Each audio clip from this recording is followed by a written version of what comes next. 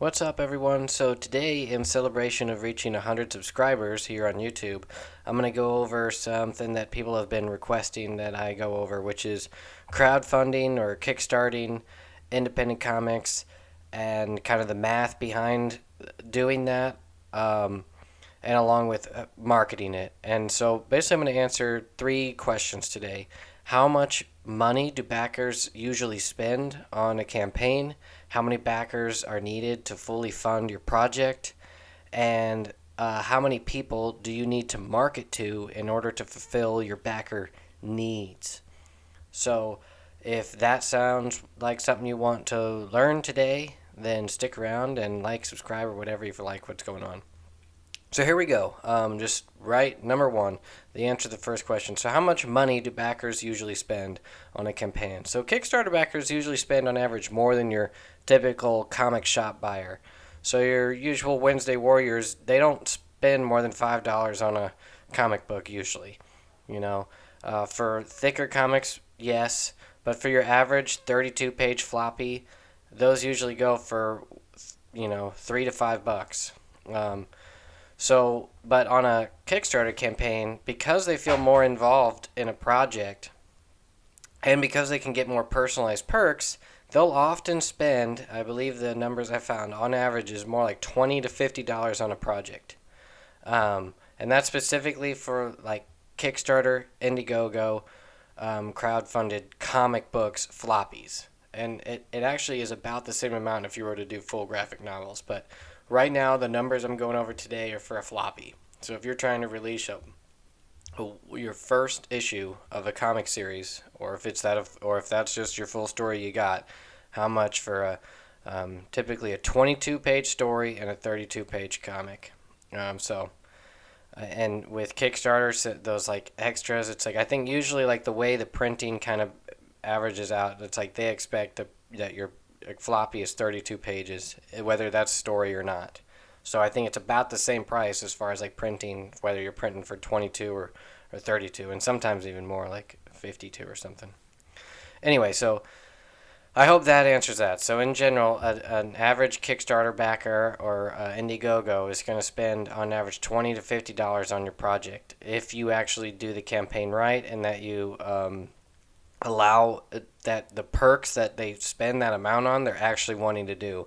They don't just spend that for no reason. They spend that because the most people that create successful projects have perks that are like their highlighted perks that are within that range. And so if like you're highlighting a perk that is not just your comic, but a comic plus some kind of cool thing, they are, their name shouted out or whatever it is. That's a whole nother video on like to what the best perks are to reach that limit. But you'll want to make sure that that you're giving them something that's worth at least $20, so that they'll spend at least $20, and that is often where people like package things up and they get some kind of special cover or their name shouted out or it's signed or anything like that. So anyway, so how many backers are needed to fund a project? So we're going to say that your hypothetical expenses are $5,000 for a 22-page single issue floppy. Typically, professional artwork for color and letters and inks, of course, will cost you between $100 and $300 a page. Sometimes probably up to $500, depending on how pro you're wanting to go. But for right now, I'm going to average and say that you're going to be spending $200 a page for 22 pages, and that's $4,400. And if you add in another 100 for covers, if you add in like another 600 for covers or miscellaneous costs, you're looking at $5,000. So we're just going to average out and say that your typical floppy is going to cost you about $5,000 in expenses. Obviously that fluctuates, but I think it's a fair enough average to do our numbers here. So if you plan on printing the book yourself, you'll probably want to print at least 500 copies, which will probably cost you around $1,500. And that doesn't, that's not much more expensive if you were to print a little bit more. Like if you were to print 750, you're probably looking at maybe $1,600, $1,700. And then if you go lower and you only print like 250, it's still about the same amount. So it's like you might as well print at least 500 to 750 to maybe even 1,000, depending on, how hardcore you're trying to go. So, but let's just say that's 1,500, and then if you add shipping, that's like another couple $100. So let's say you're looking at 1,750 and round it out to 2K on printing and shipping. So altogether, your expenses for all the artwork, um, and covers, printing, and shipping, you're looking at least 7 grand uh, that you're going to need to try and make back.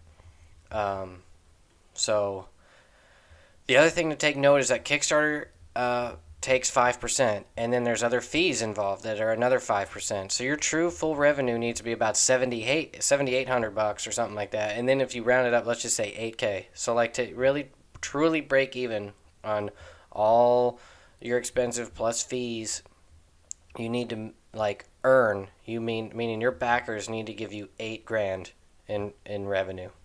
Um, so that's for, like I was saying, let's just pretend you need 8 grand for a 500 issue print run that you're printing yourself through someone like Print Ninja or something, or whatever they are. So that would mean that if your backers on average spend $20, you're going to need 400 backers. If your backers only average $50, or if your backers average up to $50, then you only need 160 backers. If your backers average $10, then you'll need 800 of them. And if they only, buy a digital or something at $5, then you'll need a whopping 1,600 backers. Obviously, that's rough. So you need to come up with high quality perks that can get your backer average dollar spend up to like $50, or at least 20. So I think that answers the second question. So the third one, how many people do you need to market to in order to fulfill those backer needs? So let's just say, like I was saying, if they spend somewhere between 20 and $50, let's just say you're looking like you need at least 200 backers. So we'll just go like with that number. So in order to get that, there's what I call the 1% and 0.01% rule. So in marketing, you want to expect 1% of your audience to actually take interest in your project, and only about 0.01% to actually back your project. When this comes to like just broad marketing and advertising, and I'm going to use the example of like hiring an artist with subscriber or like with follower counts as an example, but that number goes up for instead of like 0.01 and 1%. For friends and family, you can maybe expect like 2 to 20% of them to actually back your project. So if you're trying to get 200 backers, you need to advertise and market to a pool that's at least 20,000 people. This would mean paying for Facebook or Google ads that can reach this amount. And when you branch out to broader markets, people that aren't necessarily in your exact target niche, you need to add a zero to that. So you need to advertise to at least 200,000 people. And in general, you can expect to pay anywhere from like 1 cent to $1 to reach enough people to actually result in a sale. That all depends on how catchy your cover is, your title is, the genre you're going for, and just in general how well you can create that ad. And a lot of times it's your cover is your ad, and your title is your ad, and your hook, your log line is your ad. That's there's not much more to it than that. So with the example of 200 backers, to be safe, you're going to need to target a niche audience that has at least 20,000 followers. And so if we use, if you're not doing ads, a good way to do this is whenever you're hiring an artist. So if you're going to hire a specific artist that has, a credibility that can result in backers, you'll want to hire an artist with at least 20,000 followers, and you can maybe expect that 1% of them, 200 people, will actually take an interest in the book, and maybe 0.01% or 20 people is what you can like kind of guarantee will actually buy it. And you'll be like, 20,000, only 20, but that's just how it goes. Like that's just like if you're just playing the numbers game, that's kind of what you can expect. Obviously, these things change depending on how catchy your hook is, how catchy your cover is, the word of mouth, any kind of simple, organic sort of reviews that you can get or whatever. That can change to where these numbers don't have to be so many if you have just that much of a pool. So, and in reality, things are often even more intense. If you really want to guarantee 200 backers, you're going to want to hire an artist that has at least like 200,000 followers or something, if you want it to guaranteed. And you'll want to market to a niche that, that is like 2 million people, So, like, if you're writing a specific, like I did, like if you're, trying to target gothic horror or gothic romance, you're going to want to target directly to that audience. And people that liked The Haunting of Hill House or something like that, or comics of the same category, and then you'll want to hire an artist that has a huge follower base. That's if you're really trying to guarantee these things, guys. Obviously, you don't have to do it. This is just if you want to play the numbers game. This is what you need to be thinking about. Sorry. So then the other rule I have is what I call the 30-100% first day rule. So on your first day, you need to cover at least 30% of your total funds. And in reality, you should set your funding goal to around 30% of what you actually need so that you can hit 100% on your first day. So what this basically means is that if you need $8K to cover all your expenses, set your funding goal at $2,400. Then make efforts to create a funding team and reach out to friends and family so that you can ensure they back your project on day one. And that way you can at least reach 30% of your funding goal, which is $720.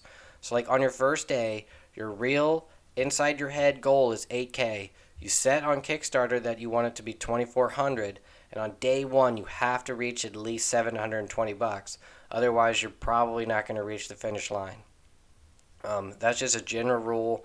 You can look this up. It's like the averages that you'll find. Projects that make it at least 30% of their goal on the day one, I think there's like an 80% chance that they actually finish, they actually reach their full goal. And those that don't, it's like 99 that don't reach their funding at all or something like that. Can't remember the exact numbers, but it's along those lines. Like you'll want to at least reach 30% of your funding goal on day one. And if you can reach your full plus more on day one, you end up higher on the algorithms and you appear more successful. So if you can reach your funding goal immediately, you pop at the top of those lists, and because it appears to be hot or trending. And anybody that does this stuff knows this. This is how you make it to the top of the page. This isn't just Kickstarter, it's like everything you do. Is that like when you build momentum quickly, and then it's like the more people see, the more people see. Everybody thinks like, oh, this thing's important, this thing's important. And in reality, all you did was just kind of lowball them. So set your goals low publicly, and then make sure you know in your head your actual numbers. And then you'll set like awesome stretch goals. So once you reach that goal, you'll want to then try to ensure you reach your actual goal, which to the public is like your stretch goals. And then if you fail to reach your stretch goals, at least you'll make back like that 30% is at least enough to cover your printing costs. So you're not at zero you at least get some money in return, So like you have a successful campaign, let's say you reached $3,000. We really needed $8K to cover everything, but at least you can print everything and you're not at a total loss, It's worth it in everything. And then if you don't reach that goal, that's the benefit of like Kickstarter is like then if you don't reach it, well then you failed and you don't have to worry about paying people back or whatever or printing it and then it not actually going anywhere, And hopefully all this makes sense. This is just I may ramble, but to conclude this video, I'm just going to say, so once again, I talk about this almost in all my videos, but basically, if you really want to make your series a success, here's like the key kind of like 4 or 5 things. First, you want to turn your series or comic series into a business with merchandise and foreign licensing and go for TV movie option deals. Second, you want to write a high concept story that can be understood immediately with one look at the title and the cover. And you'll want to keep your first arc to 4 to 6 issues. I have a whole nother video that talks about why this is, and obviously I broke that rule on my first one because I didn't exactly know what I was doing. And then finally, and please, keep your main characters alive and make sure that the setting itself is a main character. Include like the environment and the niche as important as your main character because it is in the eyes of business and in the eyes of your audience. And that's it. Thanks, everybody.